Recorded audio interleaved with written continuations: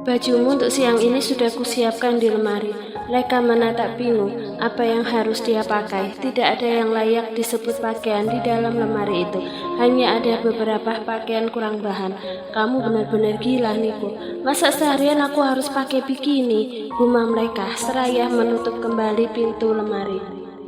Merasa konyol, akhirnya dia kembali ke pinggiran ranjang untuk menelpon suaminya, meminta pakaian yang layak untuk menutupi tubuhnya.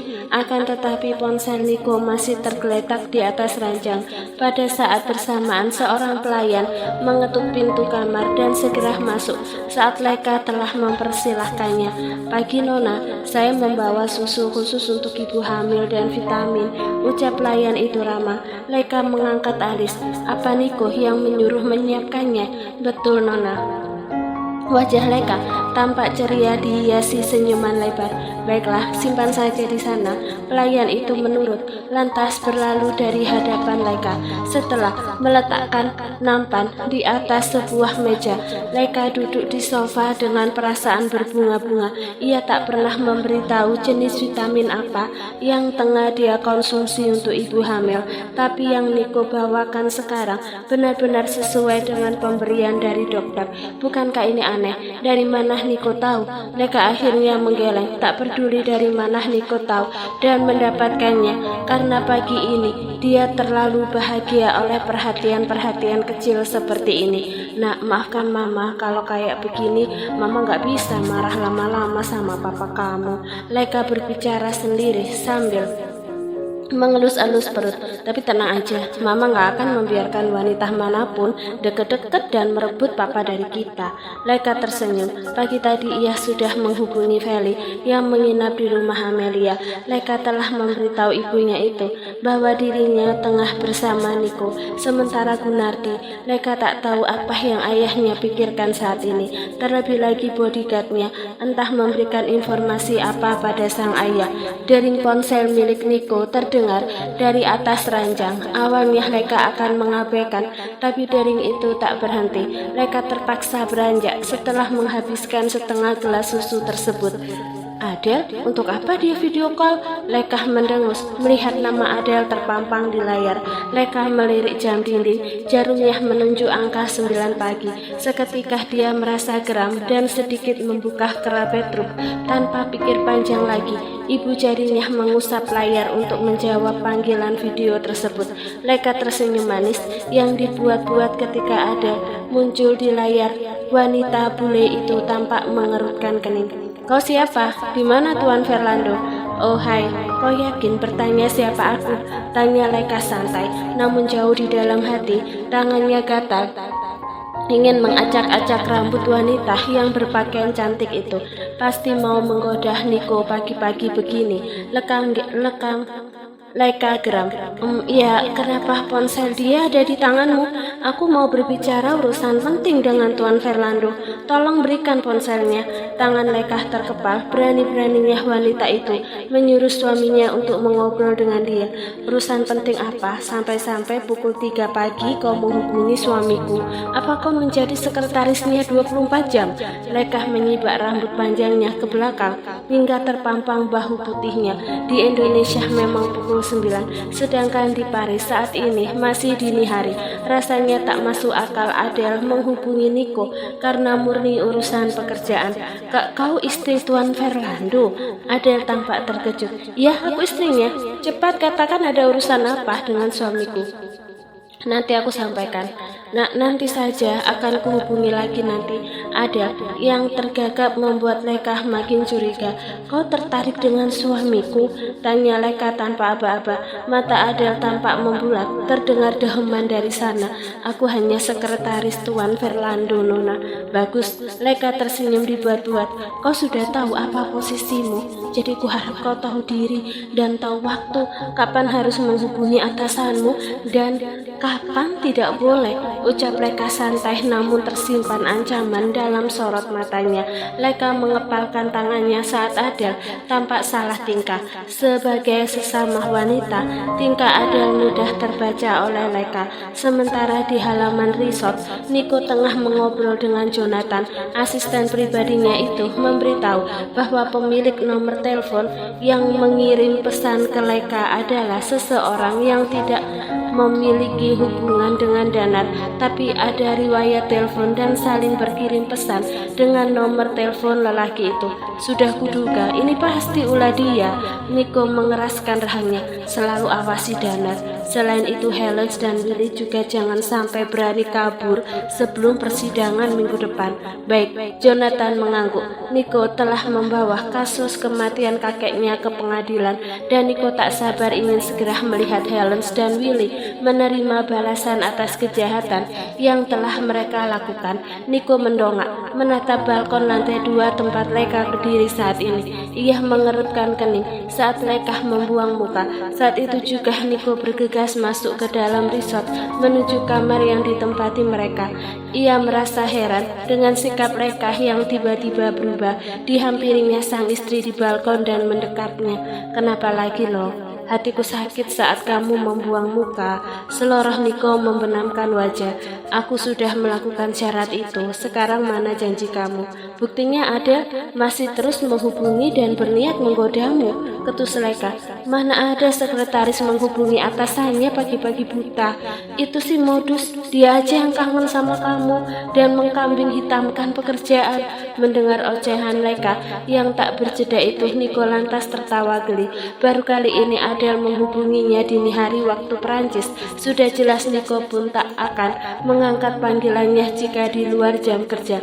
Sabar sayang, aku baru akan memproses pemindahan dia hari ini. Apa dia sudah tahu? Belum, siang nanti akan dikirim pemberitahuan sama Jonathan. Sebelum Leka sempat melayangkan protes, Nico segera membalik wanita itu dan memeluknya dan memeluk tubuhnya. Terasa limbung dan lemas, jadi aku harus memakai ini. Leka membulatkan mata seraya menatap baju mini berwarna hitam di tangan Nico. Nico mengangguk lalu menutup lemari.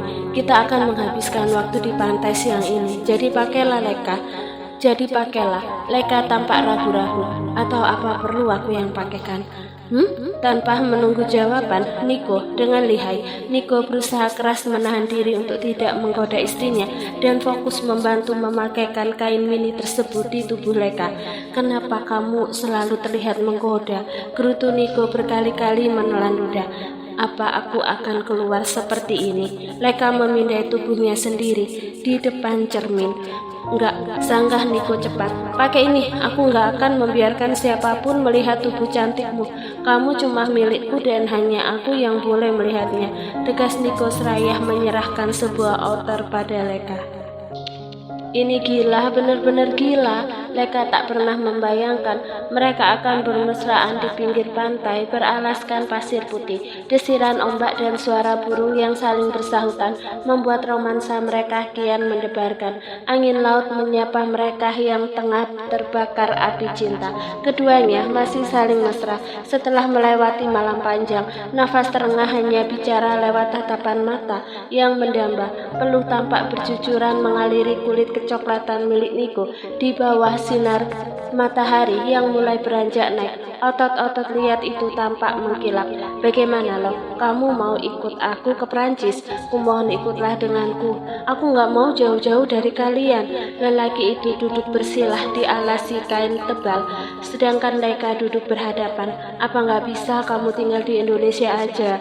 Leka melemparkan pertanyaan konyol. Jelas-jelas Nico memiliki perusahaan yang harus selalu dia pantau di negara romantis itu. Nggak bisa loh. Kalaupun tinggal di sini, aku pasti akan selalu meninggalkan kalian. Mata Niko menatap Leka lamat-lamat. Telapak tangan lebarnya mengusap-usap pipi Leka yang terasa halus. Aku memang gak bekerja setiap hari seperti direktur atau CEO, tapi tetap aja banyak yang harus kukerjakan, tambah Niko lagi. Aku sebetulnya mau, lagi pula siapa yang mau jauh dari kamu? Jemari Leka merapikan rambut Niko yang tampak acak-acakan. Tapi gimana dengan orang tuaku dan kakek? Apalagi sekarang aku bertanggung jawab dengan kapital studio yang nanti aku akan berbicara dengan mereka. Oh iya, aku baru ingat. Setelah Leka, aku baru ingat apa kakek dan papa tahu kalau investor itu adalah kamu. Mata Leka membulat menatap Niko penuh tanya. Niko tersenyum menggeleng. Aku belum memberitahu identitasku pada mereka. Nggak tahu bodyguard kamu cerita seperti apa pada ayah dan kakekmu. Leka menghela nafas pelan. Kekhawatiran nampak jelas di matanya, di wajahnya. Ia masih khawatir jika orang tua dan kakeknya belum mau menerima pernikahan mereka. Akan tetapi kali ini Leka bertekad untuk selalu berada di sisi Niko meski orang tuanya masih menentang. Jangan khawatir sayang, kali ini mereka pasti menerimaku sebagai suami kamu, ucap Niko yakin, diiringi senyuman lembut. Mereka berjalan bergandengan, menyusuri pantai tanpa alas kaki. Air laut itu begitu jernih dan tampak menenangkan. Pohon-pohon kelapa berdiri menjadi pembatas antara pantai dan halaman resort. Kamu senang ada di sini? Niko melirik Leka yang berkelayut manja di lengannya. Aku suka, kalau bisa aku ingin tinggal di sini aja. Leka memejamkan mata saat semilir angin menyapa kulitnya. Kamu bisa tinggal di sini kalau kamu mau. Niko terkekeh dengan tatapan tak lepas dari wajah Leka. Ia mengelap keringat di dahi wanita itu. Aku tinggal di sini sama Feli, sedangkan kamu pergi ke Prancis. Mata Leka memicing. Enggak ya, sorry. Aku enggak akan membiarkan kamu dikelilingi wanita-wanita bule di sana. Bibir Leka mengerucut gemas. Niko tertawa sambil mengulurkan tangannya merangkul pinggang ramping Leka. Aku selalu suka kalau kamu cemburu. Setelah puas menghabiskan waktu di pantai, mereka kembali ke resort dan membersihkan tubuh dengan mandi. Kali ini berbeda dengan pagi tadi. Leka menemukan tumpukan pakaian di dalam lemari. Ia memekik ceria melihatnya. Semua pakaian itu adalah warna kesukaannya. Louis Vuitton. Leka tersenyum. Niko sangat tahu brand kesukaannya. Bahkan ukuran pun tampak begitu pas di tubuhnya. Sementara itu di dermaga, Niko berdiri bersandar di sisi mobil sembari memandangi Yacht yang baru saja tiba. Tak lama kemudian sosok anak kecil yang telah dia rindukan terlihat menuruni tangga ditemani Bi Asri di belakangnya. Niko tersenyum haru sambil berjalan mendekat untuk menyambut Feli. Sedangkan anak itu sendiri tampak terkejut melihat siapa yang ada di hadapannya. Papa, pekik anak itu dengan mata berbinar-binar. Sontak dia berlari menghambur ke pelukan Niko. Halo anak papa yang cantik. Niko memeluk erat tubuh Feli sebelum menghujani kecupan di wajah juga kepala. Gimana kabar kamu? Papa kangen kamu sayang. Maafin papa baru bisa menemui Feli sekarang. Mata Niko tampak berkaca-kaca. Kini giliran Feli yang menghujani kecupan di wajah Niko. Tangan mungilnya mengalung di leher. Aku seneng banget akhirnya ketemu papa lagi. Aku juga kangen banget pak. Bibir Feli mengerucut lucu. Niko kembali memeluk Feli. Papa sayang banget sama kamu. Feli tahu itu kan? Feli tampak mengangguk. Iya pak, aku sayang papa, ucapnya tersenyum lebar menampilkan gigi kelincinya yang menggemaskan. Niko sempat menggoda Feli dengan mengangkat tubuh anak itu tinggi-tinggi sebelum masuk ke dalam mobil. Apa kabar Bi? Bibi sehat? Tanya Niko tersenyum. Bi Asri tercengang melihatnya.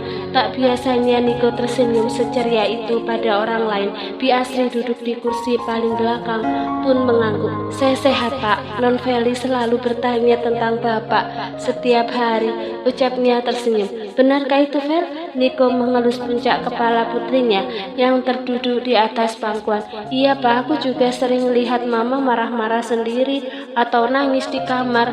Kangen papa itu pasti.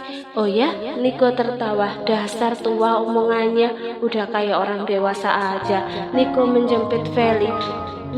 Menjepit hidung Feli gemas. Papa mau minta maaf, tolong sesuatu. Papa mau minta maaf.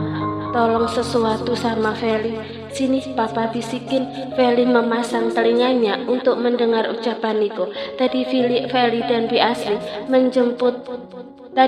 dan Bi Asri dijemput oleh bawahan Niko tanpa sepengetahuan Leka. Sebelumnya Niko sempat mengkonfirmasi pada Amelia. Tak lama kemudian mereka tiba di resort. Niko sempat bertanya keberadaan Leka pada pengawal. Feli sengaja membungkam mulutnya menahan tawa saat Niko membawanya di pangkuan berjalan menuju taman. Mama di mana, Pak? Bisik Feli agar suaranya tak terdengar oleh Leka. Ada di sana. Niko balik berbisik. Leka tengah asyik duduk di kursi kayu sembari memandangi laut lepas dari kejauhan saat Niko dan Feli sama-sama mengagetkannya dari belakang. Sontak tubuh Leka berjengit kaget. Keterkejutan Leka bertambah saat mendapati Feli berdiri di samping Niko. Loh Yang, kenapa Feli ada di sini? Tanyanya tak percaya lalu memeluk putrinya erat. Aku menyuruh pengawalku untuk menjemput mereka. Niko ikut duduk di samping Leka dengan Feli di tengah-tengah. Aku mana mungkin melupakan dia di saat kita sedang bersenang-senang di sini. Leka tampak tersenyum haru dengan mata yang tiba-tiba menggenang. Hatinya mudah sekali tersentuh akhir-akhir ini. Ma, aku mau bisikin sesuatu. Apa? Sini Mama mau dengar. Leka merunduk kepalanya. Kata Papa, Mama itu wanita tercantik di dunia, jadi Mama nggak usah cemburu-cemburu lagi. Katanya, Papa sayang banget sama Mama, bisik Feli yang membuat Leka tersipu-sipu. Niko bahkan terkekeh melihat rona merah di wajahnya.